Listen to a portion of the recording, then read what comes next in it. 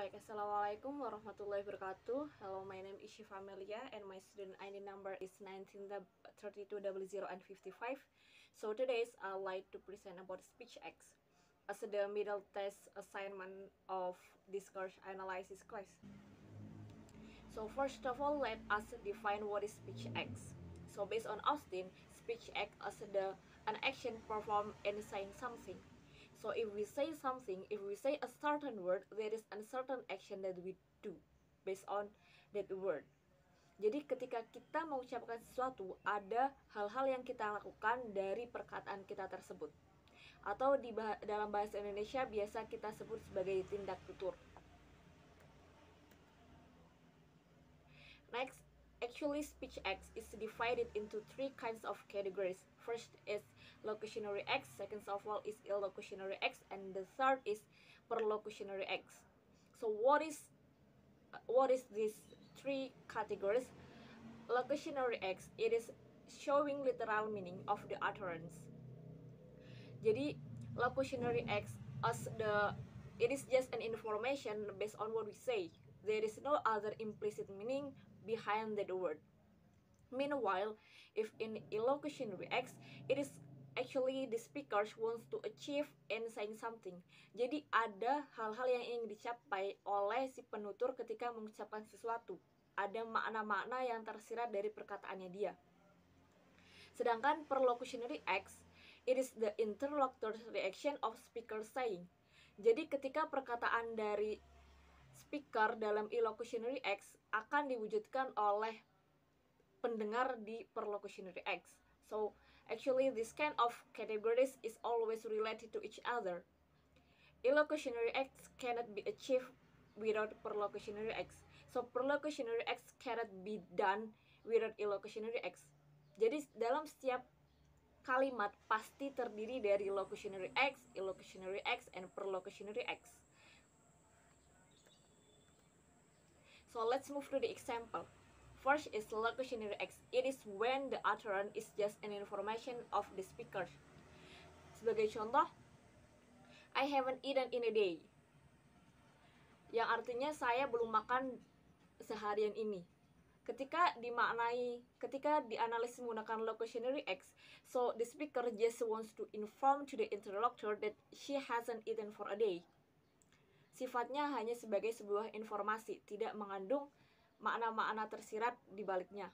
Sedangkan illocutionary X, it is actually the speaker needs some food for her to eat.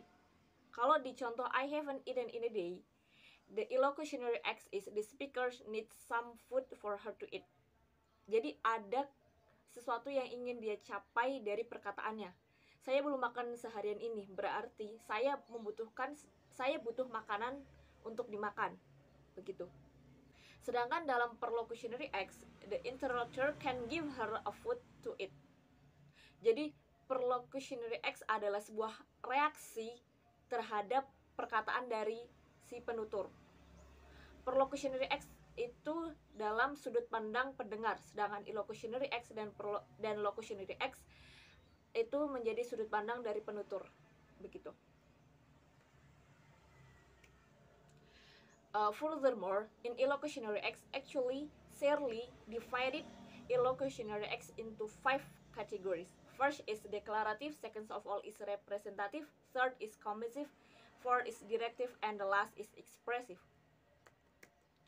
Let's define these 5 categories. First is declarative. So the declarative, it is like change the word through an utterance. Sifatnya itu untuk mendeklarasikan.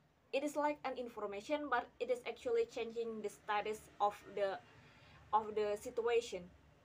So it is more like a declarative, not like just a merely information. Second of all is representative. So it is like an utterance. The purpose of this utterance is to suggest or to swear. So if someone swear at you, it might be as a representative illocutionary X. Or if someone suggests you something, it might be like representative illocutionary X. Third of all is commissive. So it is like this utterance commit the speakers in a future action. So if someone say like I promise not to be late, it might be I promise not to come late. Jadi dalam perkataan ini kita mengikat si penuturnya untuk melakukan sesuatu di masa depan, in a future action. Jadi kita mengikat si penutur untuk tidak datang terlambat. Untuk tidak datang terlambat, it means like a future action. So this is what called as commissive, or it is like a if someone promised at you, it means she did commissive illocutionary acts. Fourth is directive, or it is like an utterance to make the hearer to do something, or it is like a command instruction, and so on and so forth. The last is expressive. So expressive, it is like uttering the speaker's feeling. So to express what speaker's feeling means expressive illocutionary acts. So these are divided by Searle. So let's move to the example. First is the example of declarative. Here the example is, now I pronounce you as husband and wife. It means before the speaker say it, means the relationship based on the intellectual are not as husband and wife. But while the priest say, I pronounce you or I declare you as husband and wife, it means it changed the intellectual status here. So this declarative, it might be happen in a marriage when the priest declare the couple of that marriage, and so on and so forth. Second of all is representative. Well, I have told you that representative is actually giving suggestion or giving a swearing. Well, here the example is, I swear I didn't take it. It means here the word swear as the form of representative illocutionary acts. Well, the meaning is actually, saya bersumpah saya tidak mengambilnya. It means here that the speaker is swearing that he didn't take anything. Or another example like, I suggest you to buy that bag. Here the speaker is actually giving a suggestion to the interlocutor to buy a bag. Okay, well, the next example is commissive. So commissive, it is actually the utterance where commit the speakers in a future action. So promise will be happen in future action, right? So it is not merely a word, but there is like a future action should be done by the speaker based on his utterance, right? So the example here is, I promise not to come late. So the word promise, it means we commit, we tie the speakers and a word that he should do in future action. Jadi dalam kata saya berjanji untuk tidak datang terlambat, berarti kata berjanji ini mengikat si penuturnya untuk melakukan sesuatu di masa mendatang. Sesuatunya itu apa? Untuk tidak datang terlambat. Begitu. Jadi commissive ini mengikat penutur untuk melakukan sesuatu di masa yang akan datang.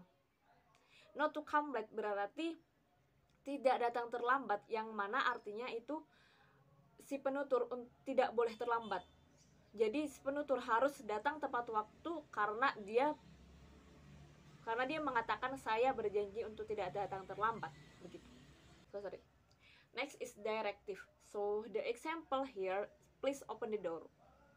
Well, we know that directive, it is like giving command, direction, or instruction. So by saying the word please open the door, it is not like a suggestion. It has been obviously like instruction. Why? Because the meaning is buka pintunya, open the door. There is no word like suggestion or any other recommendation word. It is purely a direction. The speaker asks the interlocutor to open the door. The last is expressive. So actually expressive, it is the way the speakers express their feeling through the word.